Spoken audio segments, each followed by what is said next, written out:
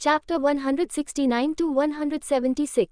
Luna ने सुरक्षा team पर जल्दी से काम किया जो उसे रोकने के लिए आई थी और महिला को अपने हाथों में सुरक्षित रूप से पकड़े हुए दालान से भाग गई। उसने इंतजार करने और लड़ाई में शामिल होने की जहमत नहीं उठाई क्योंकि वह जानती थी कि यह व्यर्थ है। वह क्यों रुकी और नकली बंदूकों के साथ खेलने वाली कुछ चींटियों से लड़े? इसका कोई मतलब नहीं था और साथ ही वह जितनी जल्दी हो सके अपने मालिक के पास वापस जाना चाहती थी। जैसे ही लूना दालान से भागी, उसे अलग अलग सुरक्षा टीमों ने रोक लिया, लेकिन उसने हमेशा उनसे जल्दी से काम लिया और उन पर आसानी से हमला किया। हालांकि वह उन पर आसानी से हमला कर रही थी, लेकिन हर मुठभेड़ हमेशा खूनी थी। हर मुठभेड़ में हमेशा प्रत्येक टीम के कुछ सदस्य दर्द से चीखते और कराहते हुए दिखाई देते थे क्योंकि वे फर्श पर अपने शरीर के कुछ हिस्सों को खून से लथपथ घूरते थे। लूना को लिफ्ट तक पहुंचने में 10 मिनट से अधिक समय लगा। तुरंत उसने कई ऊर्जा विस्फोटों का एक समूह अपनी ओर आते देखा, या जहां वह होती अगर वह नियमित मार्ग से जाती। जब वह लिफ्ट सेक्शन में पहुंचने वाली थी तो लूना ने दूसरा रास्ता लेने का फैसला किया। उसने वापस जाने का फैसला किया जिस रास्ते से वह अंदर आई थी, यानी एयर डक्ट से। उसे सीधे एयर डक्ट से लिफ्ट में जाने का रास्ता मिल गया। अंदर जाने के बाद लिफ्ट ने एक डिंग की आवाज़ की और वापस ऊपर की ओर जाने लगी। सुरक्षा कर्मियों की टीम ने अपनी ब्लास्ट गन को धीरे धीरे और सावधानी से दागा और फर्श पर पड़े व्यक्ति के शव की ओर बढ़ी। शव से धुआं और खूनी जली हुई गंध आ रही थी। हाँ, ये हेड कैप्टन है, उनमें से एक ने आश्चर्य से पूछा। सीसीटीवी मॉनिटरिंग रूम में मौजूद लोगों ने उन्हें पहले ही कह दिया था कि जो भी उनकी दिशा में आए उसे गोली मार दें। उन्हें इस तरह के आदेश का कारण समझ में नहीं आया, लेकिन अपने संचार रेडियो पर लगातार सुनाई देने वाली दर्दनाक चीखों से उन्हें पता था कि अगर उन्होंने वैसा ही किया जैसा उन्हें बताया गया था तो उनका भी यही हश्र होगा। उनमें से एक ने फर्श पर पड़ी बेन की लाश को देखा और भयावह रूप से मुस्कुराया। तुमने मुझसे कहा था कि अगर मेरे पास कोई स्मार्ट आइडिया नहीं है तो चुप रहो। मैं चुप रहा क्योंकि मुझे लगा कि उन्हें ये बताना कि तुम ही आ रहे हो और घुसपैठ या नहीं स्मार्ट नहीं है। तारानकन तारानकन तारानकन तारानकन तारानकन। जबकि सुरक्षाकर्मी उनके अनजाने दोस्ताना फायर से विचलित थे, लूना पहले ही बर्फ की सतह पर वापस आ चुकी थी और अब हवाई अड्डे के लिए उड़ान भर रही थी। उसे हवाई अड्डे पर वापस आने में ज्यादा समय नहीं लगा। टर्मिनल से गुजरने के बजाय वह हवाई अड्डे की इमारत के ऊपर से उड़कर पहले से ही इंतजार कर रहे विमान में जा घुसी।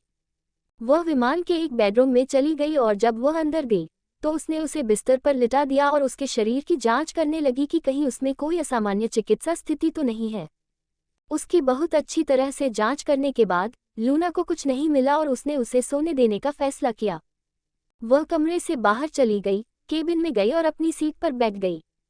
उसने खिड़की से बाहर देखा और देखा कि विमान की सतह पर हल्के फुल्के बादल छाए हुए थे। उसकी आंखें चमक उठी और जब उसने ये देखा तो वह मुस्कुराई। मास्टर, मेरा इंतजार करो, मैं आ रही हूँ। तारानकन तारानकन तारानकन तारानकन तारानकन। इस बीच प्रयोगशाला सुविधा में वापस हर कोई चिंतित और घबराया हुआ मूड में था। ये तथ्य कि कोई व्यक्ति सुविधा में घुसपैठ करने में सक्षम था, सभी सुरक्षा रक्षा प्रणालियों को दरकिनार कर सकता था और अपने प्रायोगिक विषयों में से एक के साथ सफलतापूर्वक भाग सकता था। संगठन ने प्रयोगशाला सुविधा को अधिकतम स्तर के लॉकडाउन पर रखा, फिर भी घुसपैठिए की तलाश कर रहा था। वे इस बात से नाराज थे कि सुरक्षा प्रणालियां कितनी बेकार थीं, और वे इस बात से और भी नाराज थे कि 200 से अधिक सुरक्षा कर्मियों का एक समूह एक भी महिला को नहीं रोक सका, और वह भी एक बेहोश महिला को लेकर। जब उन्होंने पुष्टि कर ली कि घुसपैठिया वास्तव में भाग गया था, तो उन्होंने अपने नुकसान का आकलन किया। 200 से अधिक सुरक्षा कर्मियों में से लगभग आधे के शरीर का एक हिस्सा गायब था। दोस्ताना गोलीबारी में उनका एक हताहत हुआ और उन्होंने कुछ बहुत ही महत्वपूर्ण खो दिया। कांच के पॉड में महिला उनकी नंबर 1 प्राथमिकता, एक प्रायोगिक विषय। सुविधा के एक कमरे के अंदर वैज्ञानिक और अन्य बहुत महत्वपूर्ण कर्मचारी एक लंबी कॉन्फ्रेंस रूम टेबल के चारों ओर इकट्ठे हुए थे और स्क्रीन को देख रहे थे जिस पर एक आदमी का चेहरा दिखाया जा रहा था। आदमी के चेहरे पर भाव देखकर कोई भी देख सकता था कि वह बहुत गुस्से में था। ये कैसे हुआ? एक महिला इतनी सुरक्षित जगह में कैसे घुस गई? ये कैसे संभव है कि कोई भी सुरक्षा दल उसे रोक नहीं पाया? वह आदमी चिल्लाया और उस समूह को देखा जिसने उसे रिपोर्ट दी थी। उसकी आंखों में जलता हुआ गुस्सा था।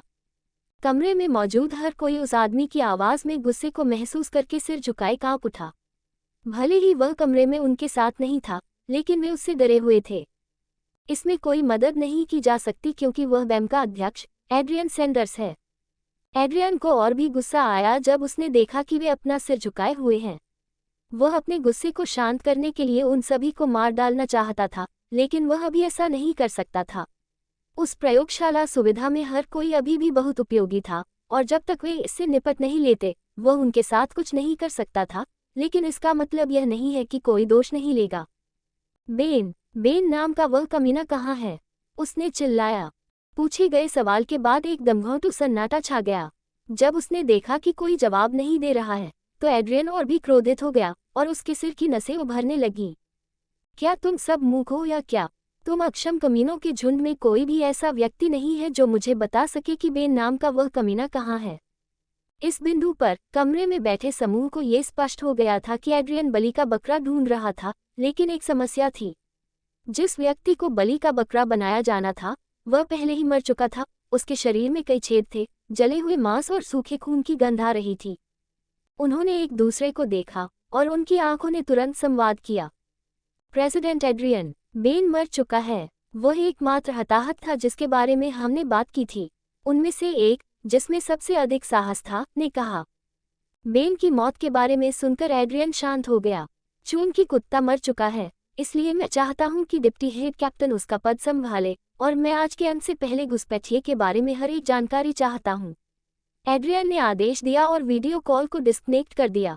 जब समूह ने देखा कि वीडियो कॉल समाप्त हो गई है तो उन्होंने राहत की लंबी सांस ली। उन्हें लगा कि स्क्रीन के माध्यम से एड्रियन को देखने मात्र से ही वे मर जाएंगे। जब अन्य लोग राहत की सांस ले रहे थे तो सुरक्षा दल, विशेष रूप से सीसीटीवी निगरानी कक्ष में मौजूद दल, अपनी सीटों पर बेचैन हो रहा था। वे अपनी रिपोर्ट बिना उस फांसी की कुल्हाड़ी को गिराए कैसे लिखते हैं जो पहले उनके सिर पर लटकी हुई थी। क्या? अंटार्कटिका में प्रयोगशाला सुविधा से भेजी गई रिपोर्ट को पढ़ते हुए एड्रियन ने आश्चर्य और क्रोध के मिश्रण में चिल्लाया। क्या ये कमीने मेरी टांग खींच रहे हैं या क्या? क्या उन्हें वाकई लगता है कि इस तरह की कोई बात विश्वसनीय है? क्या उन्हें लगता है कि मैं इतना भोला हूं कि इस बकवास पर विश्वास कर लूंगा? एड्रियन भेजी गई रिपोर्ट को पढ़कर गुस्से में था। उसे लगा कि उसके साथ खिलवाड़ किया जा रहा है। अगर उसे बुलाया जाता है तो वह संयुक्त राज्य अमेरिका के राष्ट्रपति को कैसे समझाएगा कि एक महिला जो कैमरे में नहीं दिखी, उसने सुविधा में घुसपैठ की और इतना नुकसान किया? कोई मंदबुद्धि भी ऐसी बात पर विश्वास नहीं करेगा। उसने गुस्से में सोचा। वह अभी भी गुस्से में था जब उसने अपने कार्यालय के दरवाजे पर दस्तक सुनी। अंदर आ जाओ, उसने आदेश दिया। दरवाजा खुला और एक खूबसूरत महिला सोच समझकर कदम बढ़ाते हुए और बहुत ही आकर्षक मुद्रा में कार्यालय में आई। मैंने आपके कार्यालय से आ रही हलचल सुनी है, एड्रियन। क्या कोई समस्या है? महिला ने पूछा जब वह उसकी मेज पर बैठी और अपनी टांगें एक दूसरे के ऊपर रख दी। उसने अपना चेहरा एड्रियन के करीब खींचा और उसके होंठों पर एक कोमल चुंबन दिया, जबकि अपनी एक उंगली को बहुत ही नकली और अस्पष्ट तरीके से उसकी छाती से होते हुए उसके मध्य भाग तक ले गई। ऐसा लग रहा था कि चुंबन ने अपना जादू चला दिया था, क्योंकि एड्रियन के चेहरे पर गुस्से की अभिव्यक्ति अचानक मुस्कान में बदल गई थी। स्टेला, तुम सच में जानती हो कि मुझे कैसे प्राप्त करना है? तुम सच में सबसे अच्छी हो, एड्रियन ने एक मुस्कुराहट के साथ कहा, जिसे स्टेला नाम की महिला ने बहुत अच्छी तरह से समझा। तुम्हारी सचिव के रूप में यह मेरा काम है कि मैं जानूं कि मेरे बॉस को क्या पसंद है और क्या नापसंद है ना? अब बताओ, तुम क्या चाहती हो? स्टेला ने पूछा। जैसे ही उसने अपनी टांगें खोली, उन्हें थोड़ा फैलाया और आगे की ओर झुकी, उसके होंठ खतरनाक तरीके से उसके कान के पास थे और उसने उस पर एक कोमल चुंबन उड़ाया। एड्रियन इस पर हल्के से कांप उठा। उसने उसकी आंखों में देखा और उन्होंने बिना कुछ कहे संवाद किया। उसने धीरे धीरे स्टेला के टखने से उसकी जांघ तक अपनी उंगली घुमाए और उसे अपने हाथ से ढांक लिया और उसे हल्का सा दबाया, जिससे वह कराह उठी। कराहने से उसके अंदर कुछ टूट गया और उसने उसे और जोर से दबाया, जिससे वह फिर से कराह उठी। एड्रियन को समझ में नहीं आता कि उसकी सचिव ने उसे बहकाने की आदिम कला में कैसे महारत हासिल कर ली, जिसने उसे पूरी तरह से मंत्रमुग्ध कर दिया है और वह इससे तृप्त नहीं हो पा रहा है। उसने अपना हाथ उसकी स्कर्ट में डाला। जैसे ही उसने अपनी टांगें और फैलाई, उसे आगे जारी रखने की अनुमति दी। उसके हाथ रसातल में चले गए और उसने कपड़े के एक टुकड़े पर कुछ चिपचिपा महसूस किया जो उसे परिचित लग रहा था। उसे देखकर वह मुस्कुराने लगा। तुम तैयार हो, स्टेला? मेरे लिए तैयार हो, एड्रियन ने मुस्कुराते हुए कहा और अपनी उंगली चिपचिपे कपड़े पर दबा दी। हाँ, मैं तुम्हारे लिए तैयार हूँ। स्टेला ने उसके कान में सांस ली, उसके बाद उसके कान के निचले हिस्से पर हल्का सा काट लिया। स्टेला की हरकत से एड्रियन का सारा नियंत्रण खत्म हो गया, क्योंकि उसने स्टेला की स्कर्ट खींची और अपना सिर खजाने की घाटी में दबाने वाला था। अचानक उसके कार्यालय का दरवाजा खुला और एक युवक अंदर आया। सर, व्हाइट हाउस से एक संदेश आया है। राष्ट्रपति आपसे तत्काल बात करना चाहते हैं। मुझे लगता है कि यह रॉस की स्थिति से संबंधित है। अभी अभी अंदर आया युवक बोला। बेशक, वह पूरी तरह से जानता था कि कार्यालय में क्या चल रहा था। ये कार्यालय में कोई रहस्य नहीं है कि कार्यालय का प्रमुख बीएम अपनी सेक्रेटरी के साथ संबंध बना रहा है, जबकि उसके घर पर एक बहुत ही खूबसूरत पत्नी है। साथ ही ऑफिस से हमेशा निकलने वाली कराह ने मामले को और भी उलझा दिया। युवक को एड्रियन के गुस्से और उसके स्वभाव के बारे में भी पता था। उसे पता था कि उसे शायद डांटा जाएगा, लेकिन बस इतना ही। साले, क्या तुम नहीं देखते कि मैं व्यस्त हूँ? एड्रियन ने चिल्लाते हुए कहा, जैसे ही उसने सुगंधित घाटी के नीचे से अपना सिर उठाया। युवक ये देखकर लगभग हंस पड़ा, लेकिन उसे पता था कि अगर वह हंसा तो उसे क्या परिणाम भुगतने पड़ेंगे। चलो एड्रियन, उसकी परवाह मत करो, ठीक है? मैं तुम्हारे लिए खुद को तैयार रखूंगी और तुम पूरी रात मेरे साथ रहोगे, स्टेला ने उसके कानों में फुसफुसाते हुए कहा, जैसे ही उसने अपनी टांगें बंद की और अपनी स्कर्ट को ठीक किया, टेबल से नीचे उतरने से पहले। एड्रियन के दिल में पहले से ही व्यवधान के कारण जो गुस्सा पनप रहा था, वह खत्म हो गया और उसकी जगह एक विकृत मुस्कान ने ले ली, जो उसके विकृत विचारों से प्रेरित थी। एड्रियन ने युवक को घूरकर देखा और हल्की सी स्टेला के नितंब पर थप्पड़ मारा और उसे हल्का सा दबाया। हमेशा की तरह उसकी हरकत से स्टेला कराह उठी। इस पर वह संतुष्टि में मुस्कुराया और अपने कपड़े ठीक किए। उसने अपनी उंगली जो चिपचिपे कपड़े पर दबाई थी, उसे अपने मुंह में लाया और चाटा, और स्टेला को एक आंख मारी। उसने एक बार फिर उसके नितंब पर थप्पड़ मारा और स्टेला और युवक को कार्यालय में छोड़कर कार्यालय से बाहर चला गया। युवक ने भौहें सिकोड़कर दरवाजे की ओर देखा और जब उसने पुष्टि की कि एड्रियन कार्यालय से काफी दूर चला गया है, तो वह अपने सामने खड़ी महिला की ओर देखने लगा। उसके चेहरे पर बहुत ही जटिल भाव थे। कितने समय तक, स्टेला? तुम कब तक ऐसा करती रहोगी? कई साल हो गए हैं। चलो इसे खत्म करते हैं और आगे बढ़ते हैं। हम यहाँ से निकल सकते हैं और कहीं और शुरू कर सकते हैं। जो कुछ भी हुआ है उससे कहीं दूर, युवक ने अपनी मुठ्ठियां कसते हुए कहा।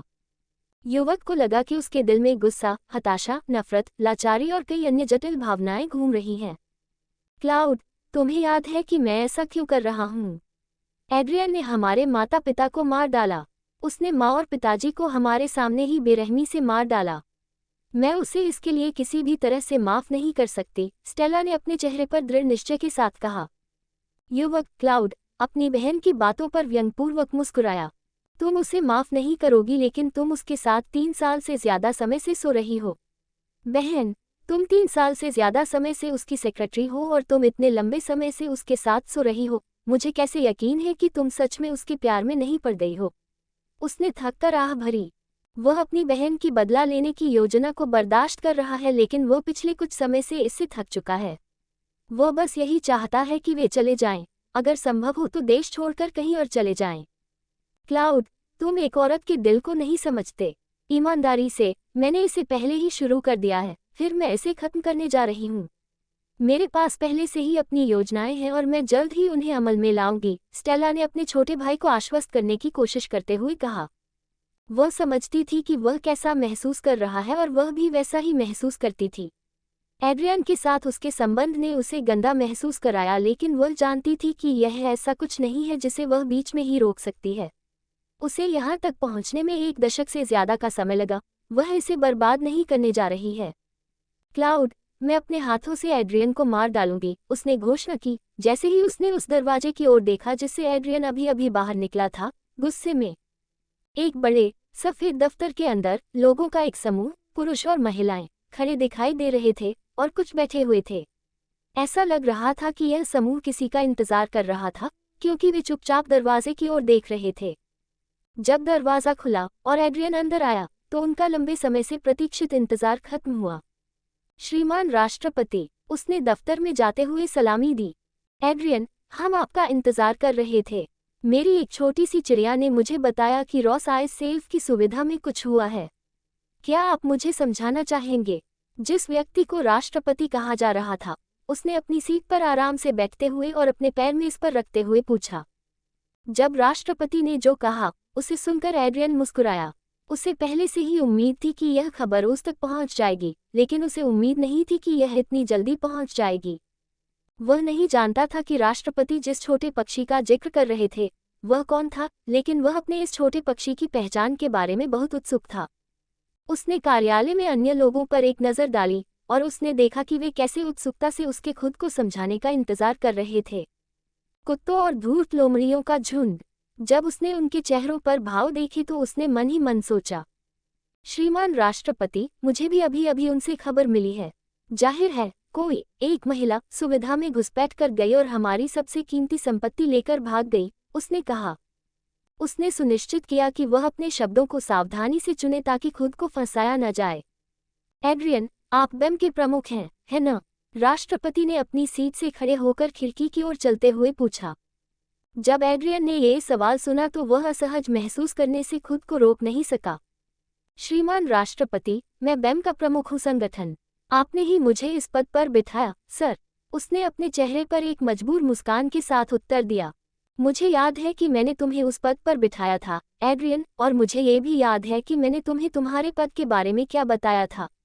क्या तुम्हें वही याद है, एड्रियन?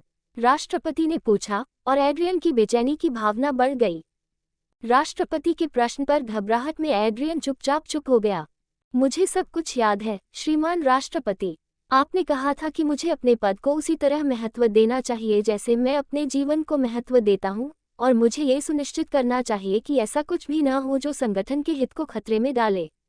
उसने सबसे अच्छे तरीके से उत्तर दिया जो वह जानता था। अब मैं तुमसे ये प्रश्न पूछता हूँ, एड्रियन, कोई व्यक्ति प्रयोगशाला सुविधा में कैसे घुस गया?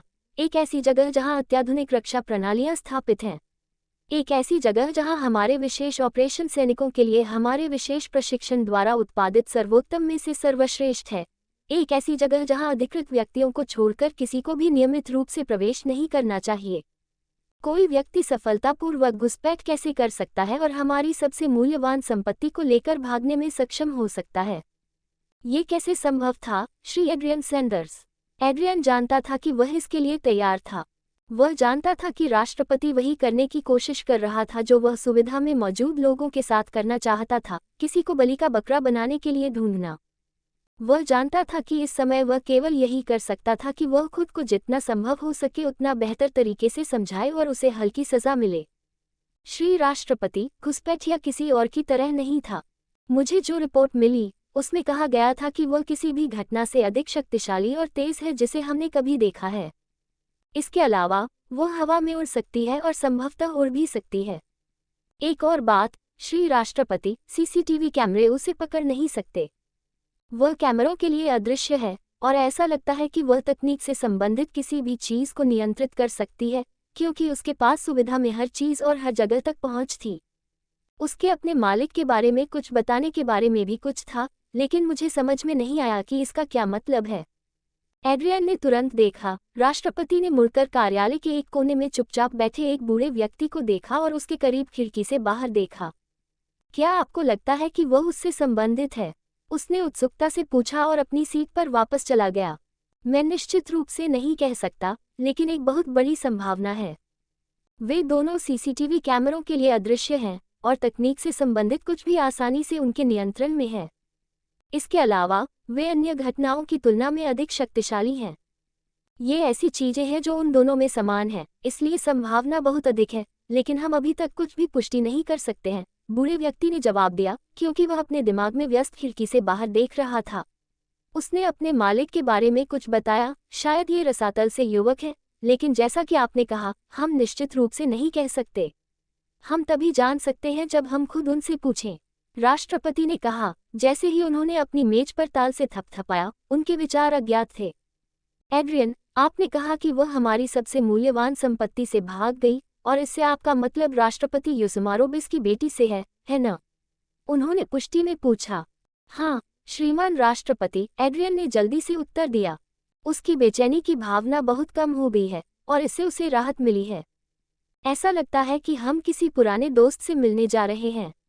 राष्ट्रपति ने मुस्कुराते हुए अपनी मेज पर संचारकों को दबाया। एड्रियन, मुझे प्रयोग की अब तक की प्रगति के बारे में जानकारी दें। उन्होंने आदेश दिया और बैठक जारी रही। जबकि बैठक जारी रही, कार्यालय के कोने में बैठा बूढ़ा आदमी खिड़की से बाहर देख रहा था, गहरी सोच में डूबा हुआ। आप लोग कहाँ से आए हैं? क्या आप वहाँ से हैं? आपके इरादे क्या हैं? मुझे आपसे जल्द ही मिलने की उम्मीद है। तारानकन तारानकन तारानकन तारानकन तारानकन। काराकास अंतर्राष्ट्रीय हवाई अड्डा। विमान के उतरने और रुकने के तुरंत बाद एक जेट ब्रिज को तुरंत उसके स्थान पर ले जाया गया और उससे जोड़ा गया। इसे सुरक्षित रूप से जोड़ने के बाद चिकित्सा पेशेवरों की एक व्यापक टीम जो इसके आगमन की प्रतीक्षा कर रही थी, विमान के यात्री द्वार की ओर दौड़ी। उनमें से एक ने स्ट्रेचर को धक्का दिया। चिकित्सा कर्मियों की टीम के पीछे सुरक्षा कर्मियों का एक भारी दल था। जब वे यात्री द्वार पर पहुंचे तो चिकित्सा कर्मियों ने स्ट्रेचर को समायोजित किया जिससे लूना उस युवती को उस पर रख सकी। जैसा कि मैंने उससे पहले फोन पर कहा था, वह ठीक है। उसे बस आराम और भोजन की जरूरत है। उसे बहुत ज्यादा तनाव न दे, वह बहुत कुछ झेल चुकी है, लूना ने चिकित्सा कर्मियों से कहा और चली गई। उतरने से पहले उसने पहले ही राष्ट्रपति युसुमारोबिस को फोन किया था और उन्हें अपने आगमन की सूचना दी थी। पहले तो उसने सोचा कि यह किसी और एहसान के लिए है, लेकिन जब उसने सुना कि लूना अपनी बेटी के साथ लौट रही है तो उसका मूड बहुत अच्छा हो गया और उसने तुरंत देश की सबसे अच्छी मेडिकल टीम और सुरक्षा टीम को हवाई अड्डे पर जाने का आदेश दिया। उसने उसका पीछा नहीं किया क्योंकि वह निराशा से अपना दिल नहीं तोड़ना चाहता था। साथ ही वह अपनी बेटी को देखने से भी डर रहा था। वह जानता था कि वह पहले से ही उसे ले जाने के अपने फैसले के लिए उससे नफरत करती थी, संगठन, और वह उसे दोष नहीं देता। जब तक वह आखिरकार सुरक्षित और उन जानवरों के चंगुल से मुक्त थी, तब तक वह खुश था, लेकिन वह जानता था कि आने वाले दिनों में उसे बहुत परेशानी भी होगी। युसुमारोबिस पूरी तरह से जानता था कि उसकी बेटी के बचाव के साथ सभी की निगाहें उस पर होंगी। कोई रास्ता नहीं था कि वह खुद को आने वाली मुसीबत से बाहर निकाल सके, लेकिन वह चिंतित नहीं था। उसे परवाह नहीं थी कि परिणाम क्या होंगे। वह संगठन से सीधे तौर पर लड़ने के लिए तैयार था, जब तक कि उसकी बेटी फिर से उनके हाथों में न पड़ जाए। कुछ ऐसा था जिसके बारे में युसुमारोबिस उत्सुक था। लूना ने उसकी बेटी को सुविधा से कैसे बचाया? उसे उतरने के बाद मिली जानकारी से वह जानता था कि उसने यह अकेले ही किया था और वह ये जानने के लिए उत्सुक था कि कैसे। हाँ, वह जानता था कि यह भी संभव है कि उसे वहां पहुंचने के रास्ते में कुछ मदद मिली हो, लेकिन अगर यह सच भी है तो उसके लिए इतना भार उठाना अविश्वसनीय है। अगर उसे वाकई मदद मिली थी तो जिन लोगों से उसे मदद मिली वे बहुत शक्तिशाली लोग हैं। इससे उसे सिलास की वास्तविक पहचान के बारे में और भी अधिक जिज्ञासा हुई। उसके पास इतनी शक्ति और धन कैसे है? सिलास की संपत्ति और ताकत हमेशा से ही ऐसी चीज रही है जिसने उसे हैरान किया है। वह उनके स्रोतों को जानने के लिए उत्सुक था। वह जानता था कि सिलास एक घटना है और उसने जो देखा था उससे वह अन्य घटनाओं से अधिक शक्तिशाली था। वह ये भी जानता था कि सिलास एक प्रलेखित घटना नहीं थी, क्योंकि अगर वह होती तो वह इतनी स्वतंत्र नहीं होती। हालांकि जब फेनोमेनल्स किसी राष्ट्र द्वारा भर्ती किए जाते हैं तो वे जिस अनुबंध पर हस्ताक्षर करते हैं वह सतह पर बहुत आकर्षक लगता है, लेकिन ऐसा नहीं था। उन्होंने जो अनुबंध पर हस्ताक्षर किए वह एक पुनर्लिखित दास अनुबंध से अधिक कुछ नहीं है। यह एक ऐसा अनुबंध है जो उन्हें काम करने के लिए मजबूर करेगा, भले ही वे न चाहें। बेशक किसी देश की सरकार के लिए किसी व्यक्ति या व्यक्तियों के समूह को ऐसे मुंह में पानी लाने वाले लाभ देना और बदले में कुछ समान या उससे भी अधिक की मांग न करना असंभव था। युसुमारोबिस खुश भी था और थोड़ा चिंतित भी जब उसने सोचा कि सिलास की पहचान कितनी जटिल है। उसे अपना रुख नहीं पता था क्योंकि वह हमेशा से ही अस्पष्ट और रहस्यपूर्ण रहा था। युसुमारोबिस को नहीं पता कि उसके दिमाग में क्या चल रहा है, लेकिन एक बात थी जिसके बारे में वह निश्चित था, वही कि सिलास हमेशा अपनी बात रखता है। ये बात उस जोखिम से साबित हुई जो उसने अपनी बेटी को प्रयोगशाला सुविधा से बचाने के लिए उठाया था। वह ये भी जानता था कि सिलास कभी भी अपनी संपत्ति को कुछ नहीं होने देगा, और चूंकि वेनेजुएला उसका आधार है इसलिए वह इसकी रक्षा करेगा। कम से कम उसे यही लग रहा था और उसे पूरी उम्मीद है कि वह सही है। युसुमारोबिस ने अपनी बेटी की हालत के बारे में सोचा और उसने आह भरी। वह हमेशा अपनी बेटी को फिर से देखना चाहता था, उसे गले लगाना चाहता था और उसे बताना चाहता था कि सब ठीक हो जाएगा, लेकिन उसे बचाए जाने के बाद उसे अस्पताल में जाकर उससे मिलने की हिम्मत नहीं मिली जहां उसे भर्ती कराया गया था। वह अपनी बेटी, अपनी बच्ची को नफरत से देखते हुए देखकर डर गया था। वह उन घृणित शब्दों से डरता था जो वह उससे कहेगी। वह जानता था कि उसके प्रति उसके कार्यों के कारण वह उन शब्दों का हकदार था, लेकिन वे शब्द चोट पहुंचाने वाले थे और वह उन्हें सुनना नहीं चाहता था। अगर उसे डर न होता तो वह अस्पताल भाग जाता और उसके पास रहता। उसका जन्मदिन भी कुछ हफ्तों में आने वाला है। मुझे उसके लिए क्या लाना चाहिए? उसने खुद से पूछा। उसके चेहरे पर मुस्कान थी। यूसुमारोबिस अभी भी अपनी बेटी के जन्मदिन के बारे में सोच रहा था जब उसका फ़ोन बजने लगा। उसे कॉल करने वाले की पहचान जानने के लिए जांच करने की ज़रूरत नहीं थी। उसने तुरंत उसे अपनी जेब से निकाला और कॉल करने वाला बिल्कुल वही था जो उसने सोचा था। उसने एक पल के लिए फ़ोन की स्क्रीन को देखा और कॉल का जवाब देने से पहले आह भरी। राष्ट्रपति यूसुमारोबिस, मेरे दोस्त, मुझे लगा कि आप मेरा कॉल नहीं उठाएंगे। फ़ोन से एक आवाज़ आई जो यूसुमारोबिस को बहुत परिचित थी। तुम ऐसा क्यों सोच रहे हो? मेरे पास कॉल का जवाब न देने का कोई कारण नहीं है, यूसुमारोबिस ने यथासंभव सहजता से उत्तर दिया, लेकिन उसके चेहरे पर व्यंग्यात्मक भाव से पता चल रहा था कि वह क्या दिखावा कर रहा था। तो यह अच्छी बात है। इसका मतलब है कि मुझे जो काम दिया गया है उसे करना मेरे लिए बहुत आसान होने वाला है, आवाज़ ने कहा और रुक गई। राष्ट्रपति यूसुमारोबिस, वे कहाँ हैं? आवाज़ ने पूछा। इस बार आवाज़ में वह परिचय नहीं था और उसकी जगह पर ठंडक आ गई थी। तुम्हारा क्या मतलब है? तुम किसके बारे में बात कर रहे हो? यूसुमारोबिस ने उत्सुकता से पूछा। उसके चेहरे पर वही व्यंग्यात्मक भाव था। बेशक वह उनकी पहचान जानता था जिनका जिक्र आवाज़ के मालिक कर रहे थे, लेकिन वह उन दोनों के बारे में कोई जानकारी देने की योजना नहीं बना रहा था। वह आवाज़ के मालिक को लूना की पहचान और ठिकाना नहीं बता सकता था, और उसके लिए अपनी बेटी का ठिकाना बताना और भी असंभव था जिसे अभी अभी बचाया गया था। राष्ट्रपति यूसुमारोबिस, आप बहुत खुशमूड में हैं। आप जानते हैं, जब मुझे ये खबर मिली कि आपने अपने घर में लगाए गए वॉचबर्ड्स को निकाल दिया है तो मैं उत्सुक और आश्चर्यचकित था। फिर मैं समझ नहीं पाया कि आप ऐसा कुछ क्यों करेंगे। आपको किस बात ने आत्मविश्वास दिया? मैंने आपको फ़ोन किया, लेकिन तुमने मुझे डांटा और कुछ बहुत ही बहादुरी भरे शब्द बोले। मुझे लगा कि तुम वास्तव में कुछ नखरे कर रहे हो, लेकिन कौन जानता था कि तुम्हारे पास पहले से ही कुछ मददगार हैं। आवाज़ एक पल के लिए रुकी और यूसुमारोबिस ने देखा कि यह और भी ठंडा हो गया। राष्ट्रपति यूसुमारोबिस, मैं एक बार और पूछूंगा, वे कहाँ हैं? हम आपको अपनी बेटी को अपने पास रखने देंगे, लेकिन हमें लड़का और लड़की चाहिए। उन्हें हमें दे दो। इस दर्द पर आवाज़ में ठंडक थी, लेकिन इसने यूसुमारोबिस के चेहरे पर और भी अधिक व्यंग्य को उजागर करने के अलावा कुछ नहीं किया। यूसुमारोबिस किसी चीज़ के बारे में उत्सुक था। फ़ोन पर व्यक्ति ने कहा कि उसे लड़का और लड़की चाहिए, जिसका मतलब है कि वह सिलास और लूना के बारे में बात कर रहा है। क्या इसका मतलब यह है कि वे दोनों ही यारित्जा को बचाने गए थे? यूसुमारोबिस ने जिज्ञासा से खुद से पूछा।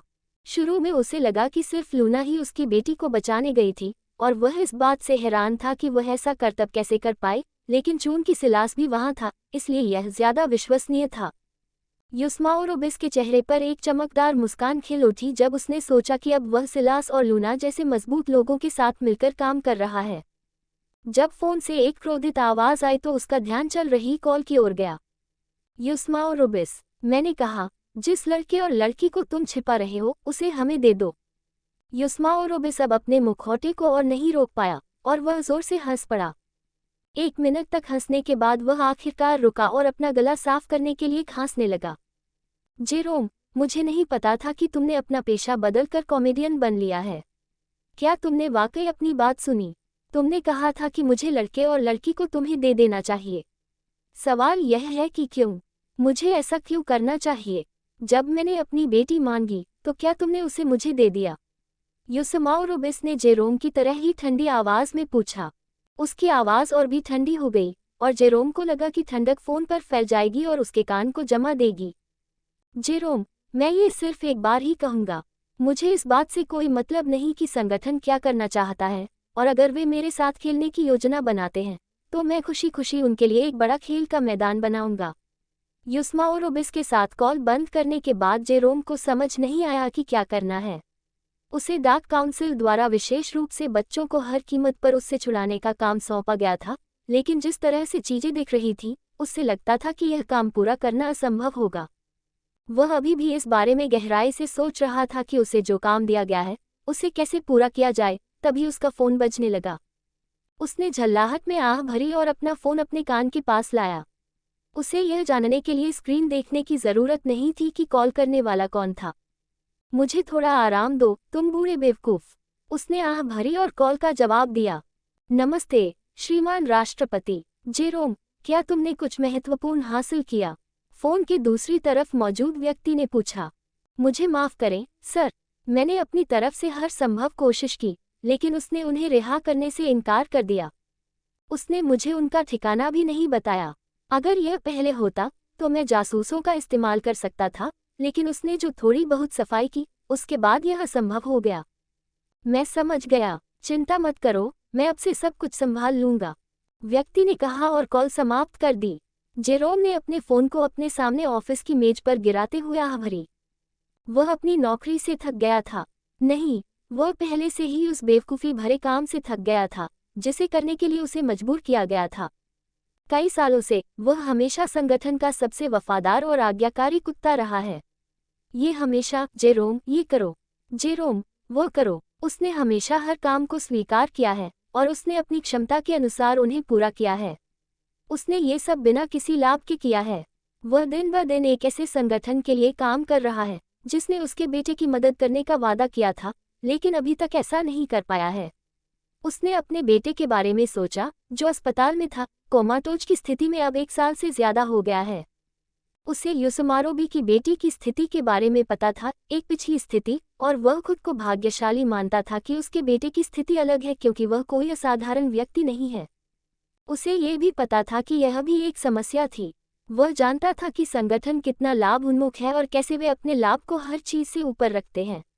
वह जानता था कि इससे पहले कि वह वास्तव में अपने बेटे की मदद के लिए उन्हें पा सके, उसे बहुत प्रयास करने होंगे। जॉर्डन, बस धीरज रखो। डैडी तुम्हें बचाने के लिए अपनी पूरी ताकत लगा रहे हैं। तारानकन तारानकन तारानकन तारानकन। लूना के हवाई अड्डे पर उतरने और युसुमारोबी की बेटी को मेडिकल टीम को सौंपने के बाद वह पहले से ही इंतजार कर रही कार में बैठ गई और गोदाम में वापस चली गई। जब वह वहां पहुंची, तो उसने देखा कि गार्ड बाहर खड़े हैं और उसकी रखवाली कर रहे हैं, ठीक वैसे ही जैसे वह उन्हें छोड़कर गई थी। वह गोदाम की ओर चली गई, और जब गार्ड ने उसे देखा, तो उन्होंने उसे माफ़ कर दिया, और उसने दरवाज़ा खोला और गोदाम में चली गई। वह गोदाम के अंत तक चली गई, जहां इवोल्यूशन कैप्सूल था। जब वह वहां पहुंची, तो वह मुस्कुराए और इवोल्यूशन कैप्सूल के पास वापस अपनी सीट पर बैठ गई। मैं वापस आ गई हूँ, मास्टर। मैंने राष्ट्रपति युसुमारोबिस की बेटी को बचाया और पूरा किया। आपने मुझे जो काम दिया था, उनमें से आखिरी काम पूरा कर लिया। लूना ने इवोल्यूशन कैप्सूल की प्रगति स्क्रीन को देखा और आह भरी। इसमें और कितना समय लगेगा? उसने थोड़ी चिंतित आवाज में कहा। लूना हमेशा अपनी यात्रा के दौरान गोदाम की निगरानी करती रही है। भले ही उसने गोदाम की रखवाली के लिए उन सुरक्षा गार्डों को छोड़ दिया हो, लेकिन वह उसे निगरानी के बिना नहीं छोड़ सकती थी। लगातार उसकी निगरानी करने का एक और कारण इवोल्यूशन कैप्सूल में उसके जीन वृद्धि से संबंधित था। उसे कैप्सूल में आए 1 महीने से ज्यादा हो गया है, लेकिन कुछ भी नहीं बदला है। वह नहीं उठा है, और कैप्सूल पर प्रगति स्क्रीन जो उसकी वर्तमान जीन वृद्धि प्रगति प्रदर्शित कर रही थी, अभी भी 9% पर थी। लूना समझ नहीं पा रही थी कि प्रगति इतनी धीमी क्यों थी। उसे लगा कि कुछ गड़बड़ है, लेकिन लूना के पास ये पुष्टि करने का कोई तरीका नहीं है कि जो उसे लगता है वह सही है या नहीं। भले ही स्क्रीन जो उसके महत्वपूर्ण संकेतों को प्रदर्शित कर रही थी, वह दिखाती है कि सब कुछ सामान्य था, लूना अपनी चिंताओं को दूर नहीं कर पा रही थी। लूना अभी भी सिलास की स्थिति के बारे में सोच रही थी जब उसने उसका फ़ोन बजता सुना। उसने फ़ोन को देखने की जहमत नहीं उठाई, क्योंकि वह पहले से ही जानती थी कि फ़ोन करने वाला कौन है। मास्टर, आप अभी भी बहुत जल्दी जाग जाते हैं। आपका परिवार चिंतित हो रहा है। फ़ोन तब तक बजता रहा जब तक कि उसका समय समाप्त नहीं हो गया। जब उसका उत्तर नहीं मिला, ये लगातार कुछ और बार बजता रहा, और जब उसका उत्तर नहीं मिला तो उसका समय समाप्त हो गया। तारानकन तारानकन तारानकन तारानकन। Ross Ice Shelf, Antarctica. एक प्रयोगशाला के अंदर जेरेमिया एक सिरिंज पकड़े हुए था और उसने डैनियल को देखा, जो एक बंद कांच के पॉड में धातु की मेज पर लेटा हुआ था। उसने मुस्कुराया और कांच के पॉड पर दस्तक दी। मैं शुरू करने वाला हूँ, डैनियल। क्या तुम तैयार हो? उसने सिरिंज की सुई को हल्के से हिलाते हुए पूछा।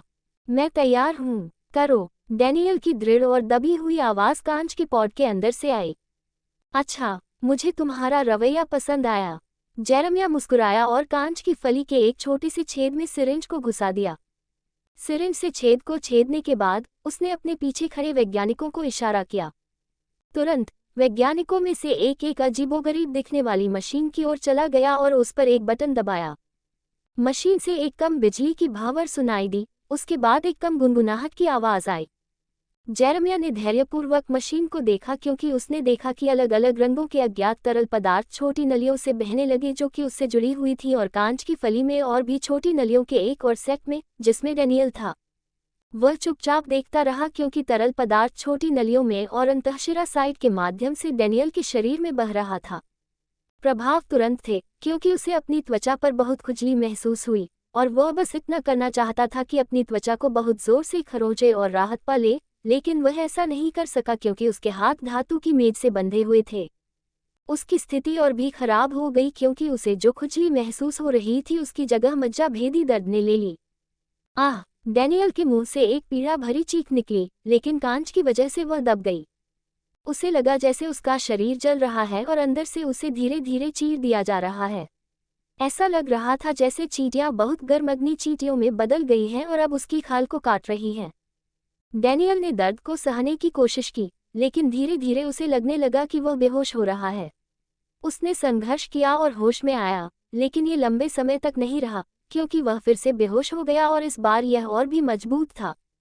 डैनियल ने दृढ़ संकल्प में अपने दांत पीस लिए, खुद को बेहोश न होने के लिए मजबूर करने की कोशिश की। उसे यह नहीं बताया गया था कि उसे पूरी प्रक्रिया के दौरान जागते रहना है, लेकिन उसने होश में रहने का फैसला किया। ये देखकर जेरोम मुस्कुराया। उसने डैनियल की इच्छाशक्ति की सराहना की, लेकिन दुर्भाग्य से उसके कार्य अंततः व्यर्थ हो गए।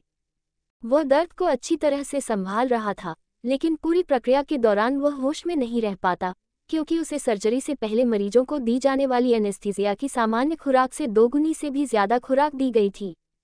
जैसे ही उसने सोचा, उसने देखा कि डैनियल की भारी पलकें धीरे धीरे बंद हो रही थीं, जब तक कि वे पूरी तरह से बंद नहीं हो गईं, और आखिरकार वह सो गया। तुम्हारी इच्छाशक्ति बहुत मजबूत है, मुझे उम्मीद है कि यह तुम्हें आगे आने वाली चुनौतियों से निपटने के लिए काफी है, जेरेमिया ने कहा और सिरिंज के प्लंजर फ्लैंजर को दबाया और इसकी सामग्री को एक छोटी ट्यूब में इंजेक्ट किया जो डैनियल के हाथ से जुड़ी हुई थी। सिरिंज की सामग्री को इंजेक्ट करने के बाद जेरेमिया उत्सुकता से ग्लास पॉड के बगल में एक उन्नत ईसीजी मॉनिटर को देखने के लिए मुड़ा। तारांकन बीप।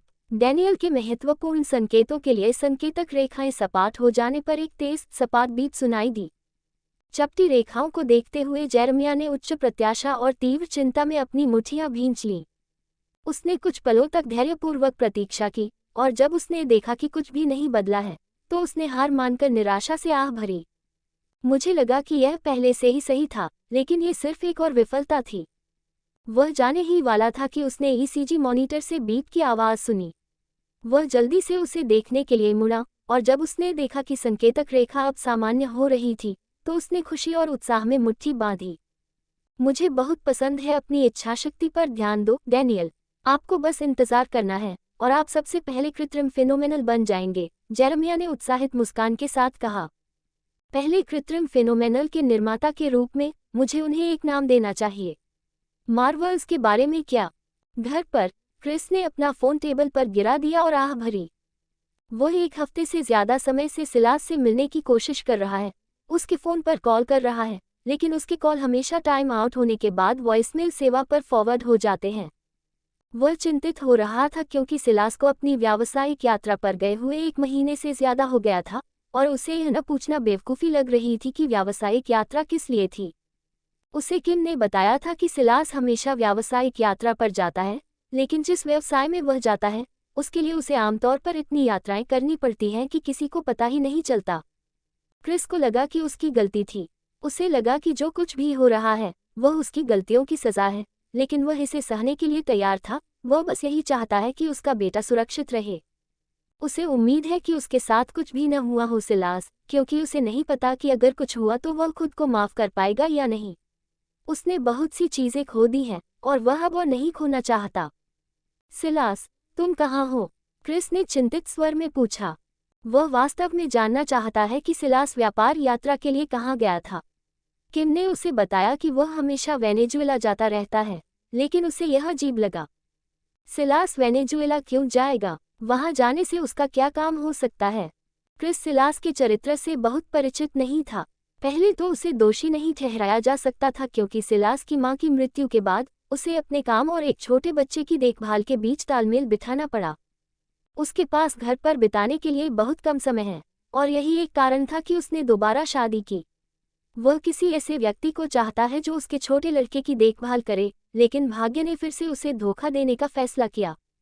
क्रिस ने अपने बुरे अतीत के बारे में सोचते हुए अपना सिर पीछे झुका लिया। चिंता मत करो क्रिस, सब कुछ ठीक हो जाएगा। तारानकन तारानकन तारानकन तारानकन, Ross Ice Shelf, Antarctica. Daniel को बेहोश हुए लगभग 3 सप्ताह हो चुके हैं और तब से वह नहीं उठा है।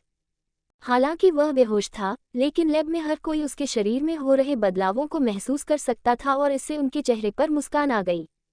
ये खास तौर पर जेरेमिया के लिए था, जो इस शोध के पीछे दिमाग था। डैनियल के शरीर में बदलावों का पता चलने के बाद से वह हमेशा मुस्कुराता रहता है। इस स्थिति की सूचना संगठन के उच्च अधिकारियों को भी दी गई है और डाक काउंसिल के सभी सदस्यों ने खुद आकर चीजों को देखने का फैसला किया है। जेरेमिया उनके इस दौरे की योजना के खिलाफ नहीं था, लेकिन वह रिपोर्ट में शामिल की गई बातों के अलावा उन्हें कुछ भी नहीं बताने वाला था। उसे संगठन के सदस्यों के चरित्र की एक झलक मिल चुकी थी और वह उनके साथ कोई जोखिम नहीं लेने वाला था, क्योंकि वह पहले से ही जानता था कि क्या होने वाला है। हालांकि वह चिंतित नहीं था। वह जानता था कि वे उसके साथ कुछ भी नहीं कर सकते क्योंकि उन्हें अभी भी उसकी ज़रूरत थी, और प्रयोग की सफलता के कारण वह जानता था कि उन्हें अब उसकी ज़रूरत है, पहले से कहीं ज़्यादा। जेरेमिया उस प्रयोगशाला में गया जहां डैनियल था, और उसने तुरंत महसूस किया कि तापमान कितना ज़्यादा था। हर गुजरते सेकंड के साथ तापमान बढ़ रहा है, उसने कहा, और अपने माथे पर बनने वाले पसीने की बूंदों को साफ करने के लिए रुमाल निकाला। वह प्रयोगशाला के एक कोने में एक मेज की ओर चला गया, और जैसे ही वह उसकी ओर बढ़ा, उसने कुछ देखा।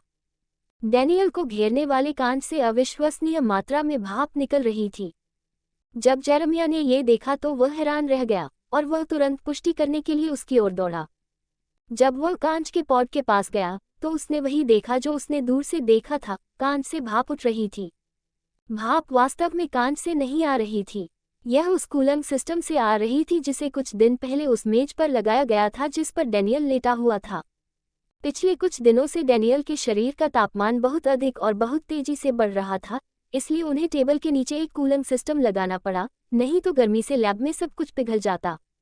जेरेमिया को आश्चर्य इसलिए हुआ क्योंकि जो कूलिंग सिस्टम लगाया गया था वह एक बहुत ही एक्सट्रीम कूलिंग सिस्टम था, एक तरह का कूलिंग सिस्टम जिसका इस्तेमाल सुपरकंप्यूटर को ठंडा करने के लिए किया जाता है।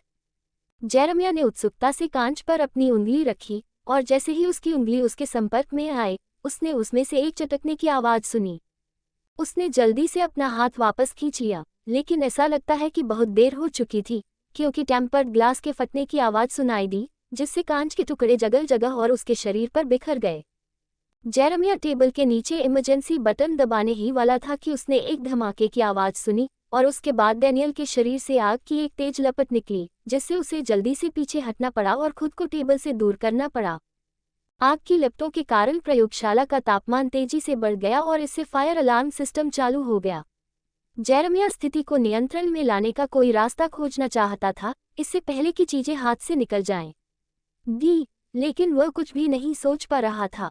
अगर यह सामान्य आग होती तो स्थिति अलग होती, लेकिन यह ऐसी आग है जिसे अत्यधिक शीतलन प्रणाली भी नियंत्रित नहीं कर सकती। जेरेमिया के मन में शीतलन प्रणाली के मूल कनेक्शन को हटाने और इसे सीधे डैनियल के शरीर से जोड़ने का विचार आया। समस्या यह थी कि वह जानता था कि यह बेहद असंभव होगा, क्योंकि वह अपने कार्यों के कारण शीतलन प्रणाली से निकलने वाली अत्यधिक ठंड से बच नहीं पाएगा।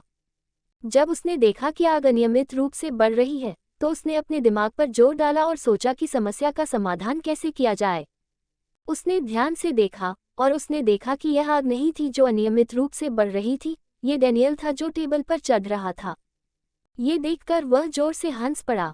बस इतना ही, मेरी पहली रचना, पहला मावल, जेरेमिया ने गर्व भरी मुस्कान के साथ कहा।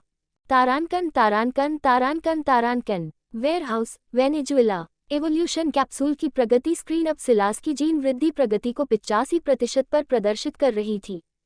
लूना को समझ में नहीं आया कि प्रगति इतनी तेज कैसे हो गई, लेकिन वह इससे परेशान थी।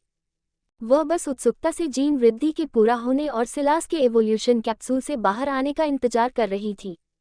तारानकन तारानकन तारानकन तारानकन। सिलास को नहीं पता था कि वह एवोल्यूशन कैप्सूल में कितने समय से है, क्योंकि उसका समय का बोध गड़बड़ा गया है।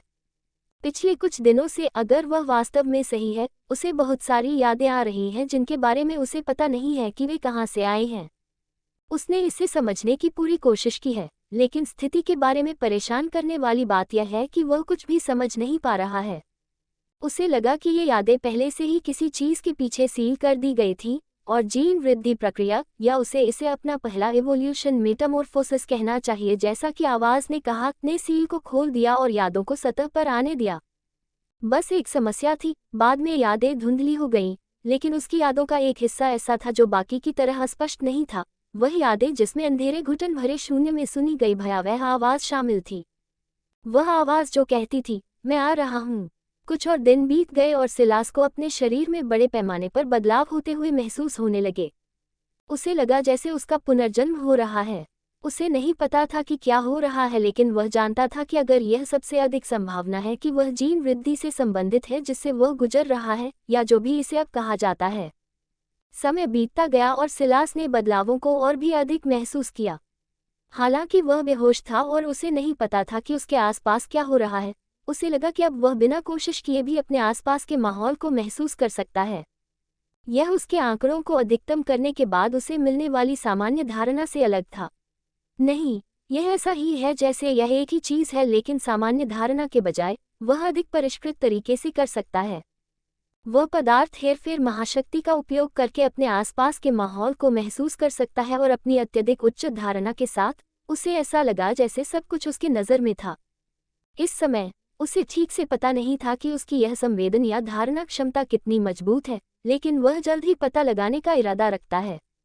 सिलास ने अवचेतन रूप से अपने आसपास की चीज़ों को महसूस करने के लिए अपनी नई बेहतर धारणा क्षमता का इस्तेमाल किया, और वह अपने आसपास सिर्फ तरल पदार्थ ही देख पाया। पहले तो वह भ्रमित था, लेकिन जैसे ही उसे याद आया कि वह अभी भी एवोल्यूशन कैप्सूल के अंदर है, उसका भ्रम तुरंत दूर हो गया। बस उसकी धारणा में बहुत सुधार हुआ, उसकी ताकत में भी वही बड़ा सुधार हुआ। सिलास ने महसूस किया कि उसके शरीर में विस्फोटक कच्ची ताकत बह रही है। उसे लगा कि वह पृथ्वी को 2 टुकड़ों में तोड़ सकता है, लेकिन वह अच्छी तरह जानता था कि यह सब एक भ्रम था। उसने ये भी महसूस किया कि उसका शरीर हर गुजरते सेकंड के साथ हल्का होता जा रहा है, और उसे लगा कि वह निगल की तरह हल्का हो जाएगा और आसमान में उड़ जाएगा। जब जीन वृद्धि शुरू हुई तो सिलास के लिए सब कुछ बिल्कुल भी अच्छा नहीं था, क्योंकि उसे अपने शरीर में कोई बदलाव महसूस नहीं हुआ। उसे जो महसूस हुआ वह अकल्पनीय दर्द था। उसे एक प्रकार का दर्द महसूस हुआ जो किसी को यह इच्छा करने पर मजबूर कर देगा कि मृत्यु उसे दूर ले जाए और उसे राहत दे, और वह स्थान जहां उसे सबसे बुरा लगा वह उसका सिर था। इसके साथ ही यादों की बाढ़ भी थी जो उसके दिमाग में भर गई, ज्यादातर दर्दनाक यादें। सिलास को समझ में नहीं आया कि वह यादों से इतना भावनात्मक दर्द कैसे महसूस कर सकता है, जबकि उसे नहीं पता था कि वे कहाँ से आए हैं। उसने अपनी यादों को देखने की कोशिश की, लेकिन वह जो दर्द महसूस कर रहा था उसने उसे ध्यान केंद्रित करने का अवसर नहीं दिया, जिससे यादें बाद में बहुत धुंधली और अस्पष्ट हो गईं, लेकिन उसके साथ आई भावनाएं अभी भी बनी हुई हैं। यादों से उसे जो दर्द महसूस हुआ वह उतना ही तीव्र था जितना कि वह अपने पूरे शरीर में महसूस कर रहा था। अंधेरे शून्य से बाहर निकलने के बाद भी दर्द जारी रहा, और यह बहुत लंबे समय तक जारी रहा, जब तक कि यह अंततः कम नहीं हो गया और उसके शरीर में विस्फोटक परिवर्तनों की भावना ने इसे बदल दिया। सिलास को अपने शरीर में महसूस होने वाले विस्फोटक परिवर्तनों की भावना बढ़ती जा रही थी, और वह जानता था कि जीन वृद्धि पूरी होने का समय लगभग आ गया है। इस बीच वास्तविक दुनिया में बहुत सारे परिवर्तन भी हो रहे थे, ज्यादातर 2 क्षेत्रों में। ओ लोकेशन, गोदाम और रॉस आइस सेल्फ में संगठन प्रयोगशाला सुविधा। गोदाम में लूना ने देखा कि एवोल्यूशन कैप्सूल में द्रव का आयतन स्तर तेजी से गिर रहा था, और वह तुरंत चिंतित हो गई। कैप्सूल पर प्रगति स्क्रीन को देखते हुए लूना ने पूछा, मास्टर किस बदलाव से गुजर रहा है कि वह पोषक द्रव को इतनी जल्दी अवशोषित कर रहा है? 90%। उसने कैप्सूल के कांच के हिस्से को देखा और पाया कि द्रव की मात्रा फिर से कम हो गई है, और अब ये पहले की तुलना में आधे से भी कम है। पोषक द्रव कुछ ऐसा था जिसे लूना ने सिलास की जीन वृद्धि प्रक्रिया में मदद करने के लिए बनाया था। उसे यह विचार तब आया जब सिलास ने उसे द्वीप पर हुई घटना के बारे में बताया। वह घटना को दोहराना नहीं चाहती थी। अभी समस्या यह है कि द्रव को जीन वृद्धि प्रक्रिया के लिए एक आपातकालीन प्रकार का वैकल्पिक पोषण माना जाता था, लेकिन ऐसा लगता है कि उसे कुछ और जल्दी से सोचना होगा। लूना ने अपने एल्गोरिदम को सीमाओं तक धकेल दिया, लेकिन कुछ भी नहीं हुआ। उसने और अधिक द्रव बनाने पर विचार किया, लेकिन ये ध्यान देने योग्य है कि पहले एक छोटा टैंक था जो द्रव के लिए जलाशय के रूप में काम करता था और वह टैंक खाली है। उसने सोचा कि सिस्टम ने तीनों के साथ क्या किया, लेकिन उसे नहीं पता कि यह कैसे हुआ। क्या उसे एक पेड़ लेना चाहिए और उसमें से सभी पोषक तत्वों को निकालना चाहिए और उन्हें कैप्सूल में डालना चाहिए? उसने इसके बारे में सोचा, लेकिन ऐसा नहीं था कि वह ऐसा नहीं कर सकती थी। लेकिन इससे पहले कि वह इसे पूरा कर पाती, तब तक बहुत देर हो चुकी होती क्योंकि द्रव का स्तर बहुत तेजी से गिर रहा था। लूना ने शांति से स्क्रीन पर अपने महत्वपूर्ण संकेतों को प्रदर्शित करते हुए देखा और जब उसने देखा कि यह सामान्य था, तो उसने राहत की सांस ली। उसने प्रगति स्क्रीन पर एक नज़र डाली और देखा कि प्रगति कितनी तेज थी। 92%, 0.95%, 0.99%। ये प्रक्रिया की प्रगति नहीं थी जो तेज थी। कैप्सूल में द्रव का स्तर जिस दर से कम हो रहा था वह भी उतनी ही तेज थी। यह अपने पिछले आयतन से 80% से अधिक कम हो गया है और अब खतरनाक रूप से निम्न स्तर पर है, और अभी भी कम हो रहा था। लूना ने आह भरी, क्योंकि उसकी आंखें कैप्सूल में द्रव स्तर और प्रगति स्क्रीन के बीच एक साथ घूम रही थी, जो अब 99% पर अटक गई थी। अचानक उसने देखा कि द्रव पूरी तरह से सूख गया है और उसे लगा कि उसके आसपास की हवा बाहर निकल गई है। उसने देखा कि हवा एवोल्यूशन कैप्सूल की ओर बढ़ रही थी और उसके चारों ओर घूमने लगी थी, जिससे एक छोटा बवंडर बन गया। अगले ही पल घूमती हुई हवा जोर से फैल गई, जिससे गोदाम में हवा का एक बड़ा झोंका आया। हवा का वह बड़ा झोंका जो किसी इंसान को अपने पैरों से हिला सकता था, लूना पर असर कर रहा था, क्योंकि वह जहाँ थी वहीं खड़ी थी और सिलास की देखभाल कर रही थी। लूना ने देखा कि एवोल्यूशन कैप्सूल धीरे धीरे खुल रहा था और सिलास अपना संतुलन खो रहा था और गिरने वाला था। वह जल्दी से उसकी ओर दौड़ी और उसे जमीन पर गिरने से पहले ही पकड़ लिया। मैंने तुमसे कहा था, मास्टर, तुम अभी नहीं मर सकते। तारानकन तारानकन तारानकन तारानकन। Ross Ice Shelf, Antarctica. Daniel एक कमरे में बैठा था, बूढ़ों के एक समूह के सामने, जो उसे ऐसे देख रहे थे जैसे वह कोई अनजान जानवर हो जिसे अभी अभी चिड़ियाघर में लाया गया हो। वह उनकी उपस्थिति से परेशान नहीं था, क्योंकि उसे बस उस सबसे अद्भुत चीज़ में दिलचस्पी थी जो अभी अभी उसके साथ घटी थी। उसे आखिरकार एक ऐसी महाशक्ति मिल गई जो वह हमेशा से चाहता था। जब उसने अपनी नई महाशक्ति के बारे में सोचा तो उसके चेहरे पर एक बहुत ही संतुष्ट मुस्कान खिल उठी। जब वह उठा तो उसने कई अनिवार्य परीक्षण करवाए और यह पुष्टि होने के बाद कि उसका शरीर बिल्कुल सही स्थिति में है, उसे प्रयोगशाला से बाहर जाने की अनुमति दी गई। डैनियल ने उत्सुकता से अपने हाथ की ओर देखा और अपनी उंगलियों को थोड़ा मोड़ा, और उसकी हथेली पर एक छोटी सी ज्वाला की जीभ खिल उठी। जब उसने ये देखा तो वह खिलखिलाकर मुस्कुराया। उसे लगा कि आखिरकार उसे वास्तविक दुनिया में अपनी जगह लेने का समय आ गया है, न कि उस सांसारिक दुनिया में जिसमें दुनिया की 99% आबादी रह रही है। उसका मतलब था अभूतपूर्व दुनिया, या उसे यिर्मयाह की तरह ही चमत्कार कहना चाहिए। चमत्कार। बस तुम इंतजार करो सिलास, मैं तुम्हारे लिए आ रहा हूँ। भविष्य के बारे में सोचते ही उसके चेहरे पर एक भयावह मुस्कान फैल गई। गोदाम के अंदर एक बेहोश सिलास को अस्पताल के बिस्तर पर लेटा हुआ देखा जा सकता था, सिवाय इसके कि यह सामान्य अस्पताल के बिस्तरों से बड़ा और अधिक आरामदायक लग रहा था। लूना बिस्तर के पास बैठी थी, सिलास पर नजर रख रही थी और उसके जागने का इंतजार कर रही थी। उसे कैप्सूल से बाहर निकले हुए 1 घंटे से ज्यादा हो गया था, लेकिन उसने एक उंगली भी नहीं हिलाई। लेकिन लूना चिंतित थी, क्योंकि वह जानती थी कि वह ठीक है। उफ! लूना ने एक कराह सुनी और सिलास की ओर देखा, जो उसके मंदिरों की मालिश कर रहा था, और वह खुशी से मुस्कुराई। मास्टर, लूना, मैं कब से बाहर हूँ? सिलास ने पूछा। जीन वृद्धि प्रक्रिया कितनी तीव्र थी, इसकी वजह से उसका समय का बोध पूरी तरह गड़बड़ा गया था। 3 महीने। लूना की प्रतिक्रिया सुनकर सिलास ने आह भरी। 3 महीने? मुझे लगता है कि यह प्रक्रिया से गुजरने के लिए 6 महीने का उपयोग करने से बेहतर है, सिलास ने मुस्कुराते हुए कहा। वह इस बात से खुश था कि चीजें कैसे आगे बढ़ी। एवोल्यूशन कैप्सूल में जाने से पहले वह डर गया था कि वह जीन जुड़ाव प्रक्रिया से मरने वाला था, लेकिन वह नहीं मरा। मास्टर, कैसे है? तुम्हें कैसा लग रहा है? लूना ने उत्सुकता से पूछा। उसे याद आया कि कैसे पोषक द्रव इतनी जल्दी सूख रहा था और कैसे उसके आसपास की सारी हवा कैप्सूल की ओर जा रही थी, और वह उत्सुकता से खुद को रोक नहीं पाई। लूना के सवाल ने सिलास को याद दिलाया कि एवोल्यूशन कैप्सूल से बाहर आने के बाद वह क्या करने का इरादा रखता था। उसने खुद को बिस्तर से ऊपर धकेला और नीचे उतर गया। जैसे ही उसके पैर जमीन पर पड़े, वह अपना संतुलन खोकर लगभग जमीन पर गिर गया, लेकिन वह फुर्तीला था और उसने सहारे के लिए बिस्तर के किनारे को तेजी से पकड़ लिया। मास्टर, लूना ने चिंतित होकर कहा और उसे पकड़कर बिस्तर पर वापस बैठने में मदद की। मास्टर, मैंने पूछा कि आपको कैसा लग रहा है।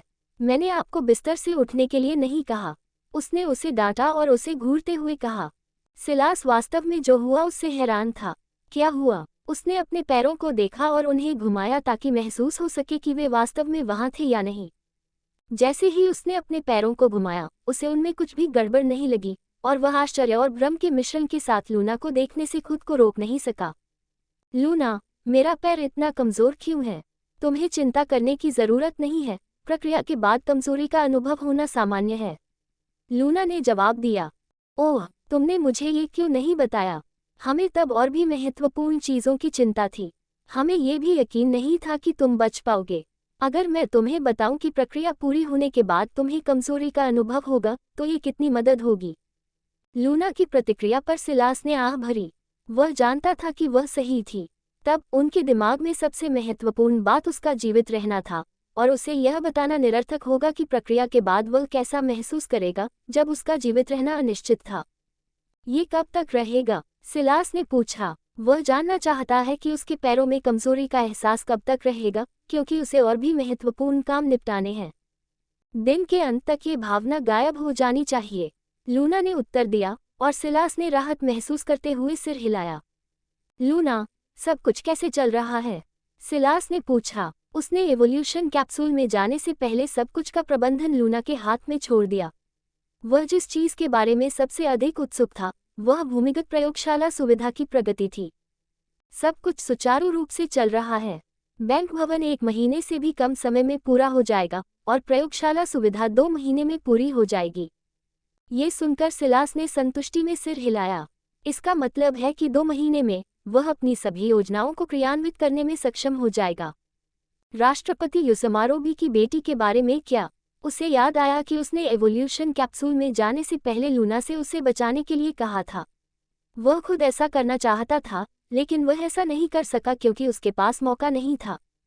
साथ ही वह मामले को और अधिक विलंबित नहीं करना चाहता था। राष्ट्रपति युसमारोबिस के साथ मिलकर काम करना शुरू किए हुए 2 महीने से ज्यादा हो गए हैं, और सिलास को पता था कि बूढ़ा आदमी पहले से ही उससे किए गए वादे को पूरा करने की उम्मीद कर रहा था। अब वह सुरक्षित है। वह हमारे एक अस्पताल में है, अधिकतम स्तर की सुरक्षा वाले वार्ड में, और 24 घंटे स्टैंड बाय पर चिकित्सा कर्मियों की एक व्यापक टीम है। सिलास ने यह सुनकर मुस्कुराया। वह पहले से ही उस व्यक्ति का अनुमान लगा सकता था जिसने सुरक्षा और चिकित्सा टीम की व्यवस्था की थी। अब मैं आराम से रह सकता हूं क्योंकि मैंने सौदे के अपने हिस्से को पूरा कर लिया है। सिलास ने मुस्कुराते हुए अपने पैरों को फिर से हिलाया। मास्टर, आपका परिवार आपके बारे में चिंतित है। आपके पिता और किम पिछले 7 हफ्तों से लगातार फोन कर रहे हैं। साथ ही आपको मी विलियम्स का फोन भी आया था। अपने माता पिता के बारे में सुनकर सिलास को अपने दिल में अचानक तेज दर्द महसूस हुआ, और उसकी आंखें नम होने लगीं। उसे समझ में नहीं आ रहा था कि क्या हो रहा है, लेकिन वह जानता था कि उसे जो दर्द हो रहा था वह उसके दिमाग में उमड़ रही कुछ यादों से आ रहा था। ऐसा लग रहा था जैसे उसने अपने माता पिता को बहुत लंबे समय से नहीं देखा है। नहीं, यह उससे भी बुरा था। ये वह नहीं था जो किसी को बहुत लंबे समय से न देखने पर महसूस होता है। ये वह है जो किसी को खोने पर महसूस होता है। सिलास को अचानक वह आवाज़ याद आ गई जो उसने अंधेरे शून्य में सुनी थी, और उसे डर, गुस्सा, घृणा और इतनी तीव्र नकारात्मक भावनाएं महसूस हुई कि सिलास को यह बहुत अजीब लगा। तीव्र नकारात्मक भावनाओं की बाढ़ ने सिलास को ऐसा महसूस कराया जैसे उसका दिल जाम हो गया हो और उसका दम घुट रहा हो, जिससे उसे सांस लेने में लगभग मुश्किल हो रही हो। क्या हो रहा है? सिलास ने खुद से पूछा, और उसने अपनी छाती पकड़ ली। मास्टर, क्या गड़बड़ है? लूना घबरा गई जब उसने देखा कि सिलास अपनी छाती पकड़ रहा है। कुछ नहीं, सिलास ने कहा, और उसने सांस लेने के व्यायाम किए। आखिरकार वह अपनी भावनाओं को नियंत्रित करने में सक्षम हो गया। सिलास ने आह भरी जब उसने अपने दिमाग में उमड़ने वाली अस्पष्ट यादों और उनके साथ आने वाली अकथनीय भावनाओं के बारे में सोचा। उसे नहीं पता कि वह उनसे कैसे निपटेगा, लेकिन वह एकमात्र व्यक्ति से पूछने जा रहा था जो सिस्टम से पूछ सकता था, लेकिन ये बात के लिए होगा। अभी के लिए उसे अपने परिवार से बात करनी है और उनसे वापस मिलना है। वह जानता था कि पिछले 2 महीनों में वे कितने चिंतित रहे होंगे, खासकर जब वे फ़ोन कर रहे थे और वह फ़ोन नहीं उठा रहा था। तुरंत उसने बिस्तर के बगल में एक मेज पर रखा गियर उठाया, उसे पहना और अपने पिता को फ़ोन किया। सिलास उसे अभी भी अन्य महत्वपूर्ण कामों के बारे में पता था, लेकिन अभी के लिए उसका परिवार सबसे महत्वपूर्ण था, खासकर यादों को खोने की तीव्र भावना के साथ। कॉल लग गई और बजने लगी। 3 रिंग के बाद कॉल उठाया गया और खुशी, चिंता और अन्य जटिल भावनाओं से भरी आवाज़ सुनाई दी। सिलास, बेटा। पिताजी। सिलास मुस्कुराया और जब उसने अपने पिता की आवाज़ सुनी तो उसे बहुत राहत महसूस हुई। सिलास, बेटा, तुम कहाँ थे? घर आओ, हम तुम्हारे बारे में चिंतित हैं, उसके पिता क्रिस ने कहा। मुझे आप लोगों को चिंतित करने के लिए खेद है। मैं किसी काम में व्यस्त था, लेकिन मैं 1 या 2 दिन में वापस आ जाऊंगा। अच्छा, हम आपके वापस आने का इंतज़ार करेंगे। ठीक है, पिताजी, सिलास ने कहा और फ़ोन रख दिया।